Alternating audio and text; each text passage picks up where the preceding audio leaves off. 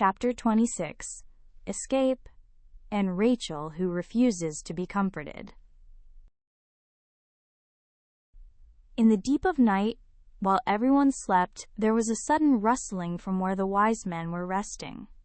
All three began tossing and turning at the same time, as if prompted by the same thought.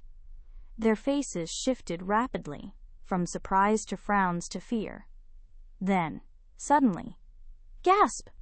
A single gasp escaped from all three at once. Sitting up and catching their breath, the wise men looked at each other. "Did you hear it too? So you did as well? Well, what kind of dream was that?" "I don't know, but it said not to return to Herod." "Oh, God." Still breathless, the three men struggled to calm themselves. "It seems God doesn't want us to report to Herod," one said. The others nodded in agreement. "Let's leave right away, without delay." "All right." Yes, normally, they would have waited until morning, but the urgency of the dream left them no time to waste. They were seized by the fear that something terrible would happen if they didn't leave immediately. "Shouldn't we at least say goodbye before we go?" What could we possibly say, waking them up in the middle of the night? That we had a dream warning us not to return to Herod, so we're leaving? But I have a feeling something serious is about to happen. If it were that important, wouldn't God have told them as well? Their voices grew louder. Now, calm down. As you said, there must be a reason God told only us. If it was something they needed to know, He would have shown them the same dream. But since only we woke up, I think this is a message for us to hear and follow. So let's just leave without delay. Still, we should leave a note so they know why we left so suddenly. The other two nodded. They wrote a simple note explaining why they had to leave in the middle of the night. Hoping those they left behind would understand, the wise men carefully left the message. Then they set off toward their homeland by a different road than the one they had come. As they left through the door and faded into the distance, Joseph also had a dream. "Arise and take the young child and his mother and flee into Egypt and stay there until I tell you, for Herod will seek the young child to destroy him." The voice and its resonance were so vivid. It felt like the same voice that had once told him to take Mary as his wife. Joseph opened his eyes, quickly got up, and woke Mary. "Mary." "Yes? What's the matter?" Mary asked, rubbing her sleepy eyes. "I'll explain everything later, but please get dressed quickly and prepare to leave." "What?" "I saw an angel in a dream. Please, just do as I say for now. It's urgent."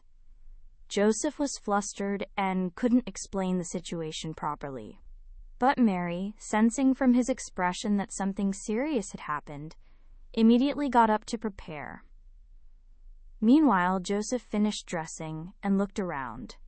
The shepherd couple were sleeping soundly nearby, but the wise men from the east were nowhere to be seen. Joseph checked where they had been sleeping and found a note. "We are leaving urgently after a dream told us not to return to King Herod. Though our bodies are departing, our hearts remain with God and the Messiah. We pray that nothing will happen. We were so happy to witness firsthand the coming of God's kingdom into the world. May God protect your path and our journey." Outside the window, a group of people could be seen moving away in the distance. Joseph prayed silently for their safe journey home.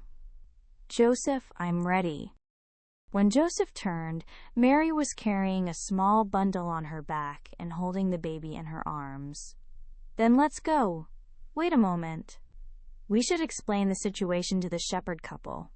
"Ah, right." Joseph always focused on whatever problem was right in front of him.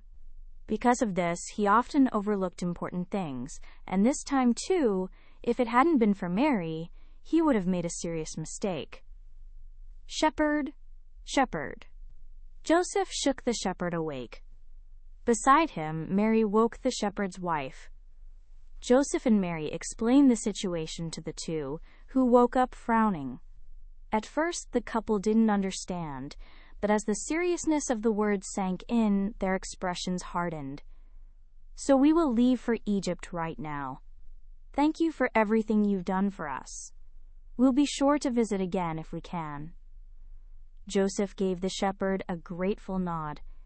The shepherd stood up and embraced Joseph. "It's all right.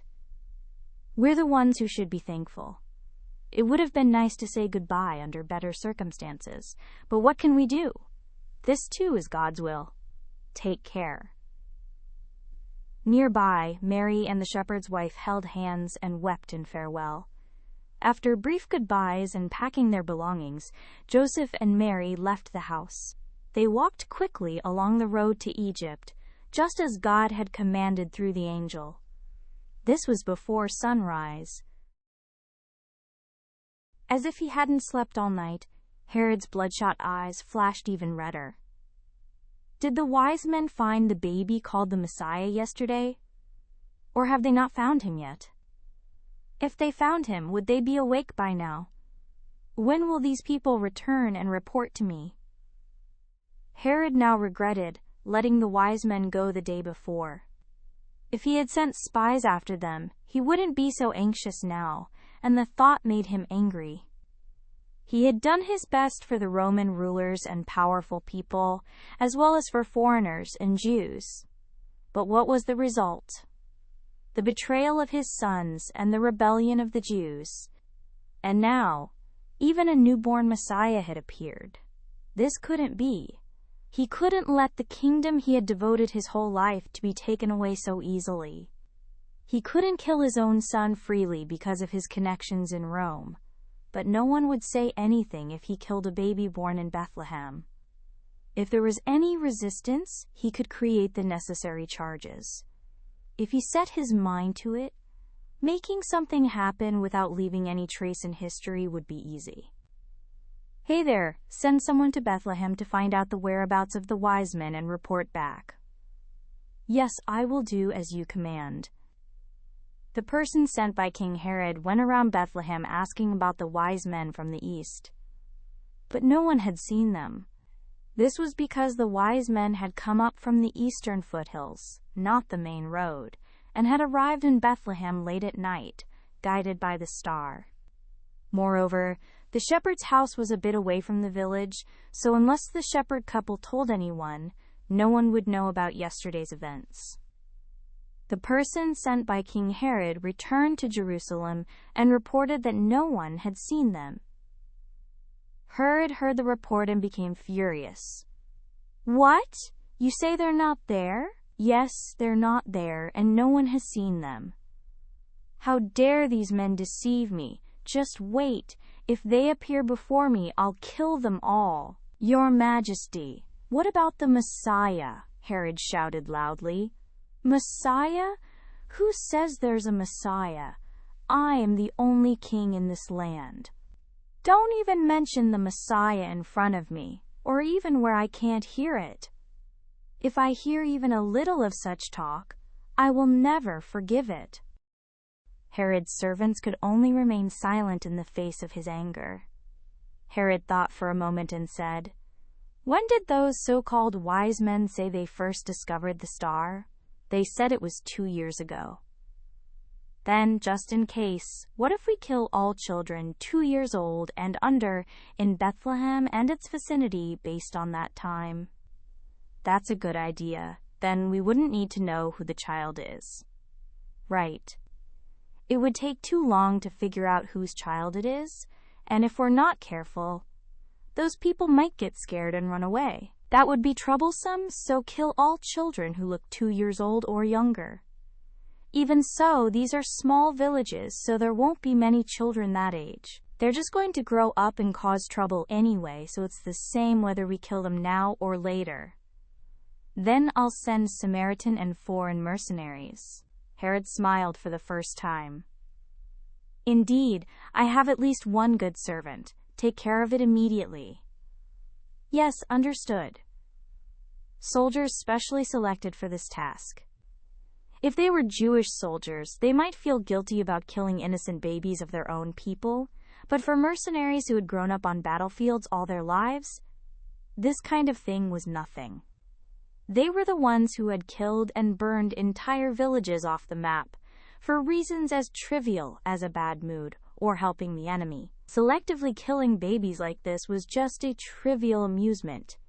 If there were people who resisted, they could kill them too, so what a joyous task this was. The soldiers went around Bethlehem and its surrounding villages, killing all babies who looked 2 years old or younger. Among them was the grandson born to the shepherd's second daughter. The shepherd, his wife, and the people wailed. The shepherd's daughter and the other mothers wept bitterly and refused to be comforted. Thus was fulfilled what was spoken by Jeremiah the prophet. A voice was heard in Ramah, lamentation, weeping, and great mourning, Rachel weeping for her children. She wouldn't be comforted, because they are no more.